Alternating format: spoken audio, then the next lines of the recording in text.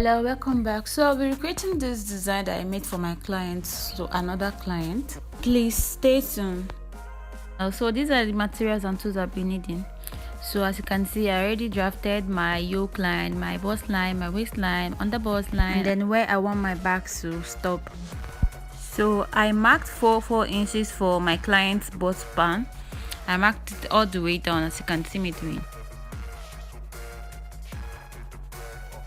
So the next thing I did was connect the points with a straight rule.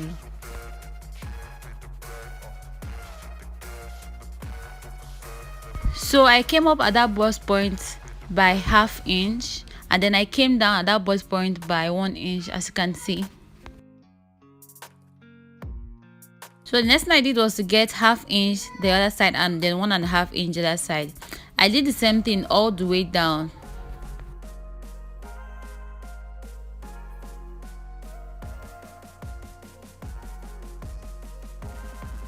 So I went ahead and connected the points, as you can see me doing.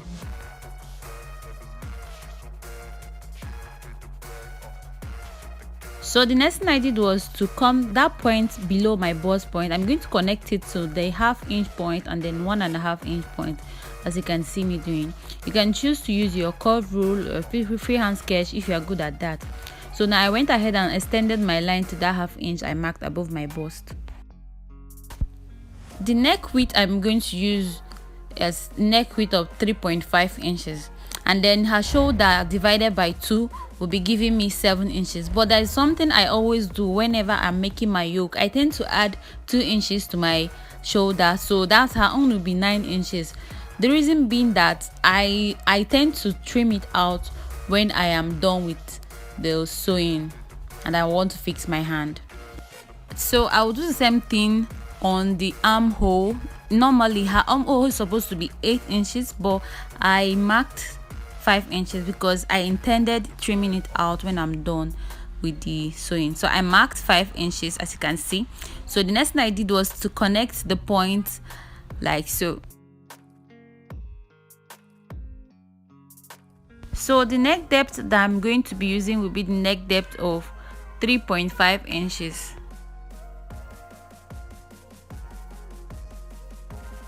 So I went ahead and connected it to my neck width, as you can see me doing. You can use your armhole curve or anything you want to do that will give you a perfect one. So my client wants a sweetheart kind of neck. So I'm going to go down by 2 inch. You can choose to go down by 1.5 inch or any kind of inch you want, but then I came down by 6 inch from there. So I'm going to connect it to the point, not really point, I'm going to curve it to give me that sweetheart shape. So the next thing I did was to go to my armhole. Remember the normal armhole, you're going to divide it by 2. So her normal armhole was 8, so dividing it by 2, I'll be getting 4 inches. So I went ahead and marked the 4 inch like so. So I'm going to connect the point to the 1 inch above my bust line, as you can see me doing.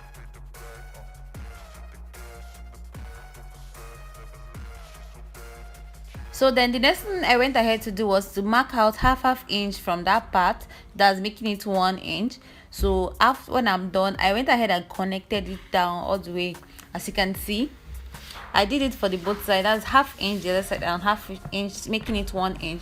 So to avoid the shortage of our bust part, that part, I went ahead and marked the 1 inch that I replaced the 1 inch that I am going to cut out there. So I went ahead and replaced it there, and I extended it all the way up, and then I'm going to curve it towards that part. Remember, this is not our main armhole because I always trim it out when I'm done with my sewing, especially when I'm adding my hand. So the next thing I did was to place my body measurement, the body measurement of my client. So and then the allowance I used was allowance of 3 inches because she really wants enough allowance, so I had to add 3 inch allowance. So guys, please, if you have watched to this extent, please subscribe to my channel, like, comment if you have a question, So now I went ahead and marked my waist, and I replaced that 1.5 and half, that's making it 2 inch. I added my 3 inch allowance as well. I did the same thing on my underbust, so I went ahead and connected the line all the way up.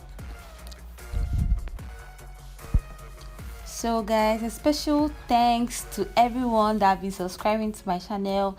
I really do appreciate you guys. Like, you guys are the real G's. I really do appreciate. Thank you so much. The reason that I haven't been uploading videos is because we have exams to write, and then I had to squeeze out time to do this one. But then I'll try as much as possible to be constant. Thank you. So as you can see, our body, the front part is ready, our yoke and everything is ready. So we move over to the basque making. So what I do is to come in by 1/2 inch. That's the 1/2 inch will serve as where I'm going to sew in. But if you don't want to come in by 1/2 inch, you can leave it side by side. Because I don't want to add 1/2 inch to it, so I did it like this. So I went ahead and held it firmly with my masking tape.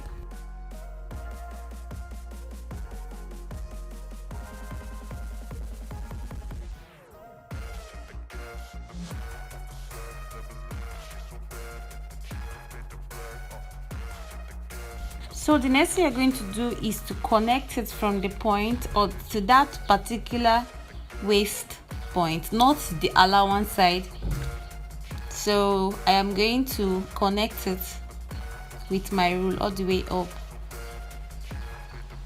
The length of my basque was 6 inches from my waistline. I came down by 6 inches from my waistline. So now, as you can see, I am going ahead to connect it to my waistline, as you can see. So we are going to cut it out.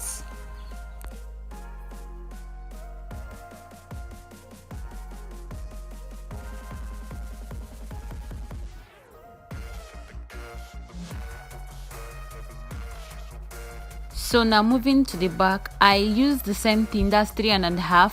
I am going to be using a loop for this gown, so that is why I didn't add my allowance, piece of allowance. So I did the same thing on the neck, the armhole. I did the same 5 inch there. Remember, just like I said in the front, I am still going to trim it out when I'm done. So at this point, you don't need your dart.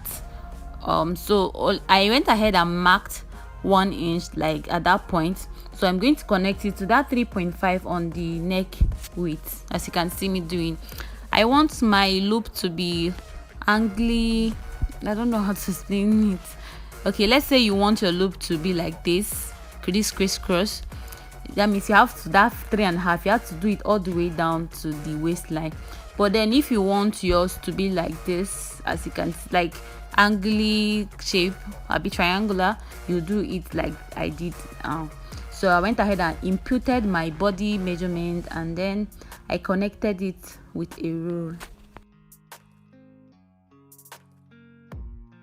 So now, depending on how revealing you want the back to be, I want my back to be 8 inches. So I went ahead, that is where my loop is going to start. So based on my client's demand, she said she wants the panel to be there. So that place, this part is going to be my panel. So I placed it on a fresh pattern paper. I went ahead and marked out, as you can see, I marked out 5.5. Although I want my panel to extend more to the back inside, so you can bring as much as possible, but after the 5 inches I added 3.5 so that it will extend inside the cloth without popping out. So the next video will be on how I was able to draft it out with my down part. See you in my next video. Bye.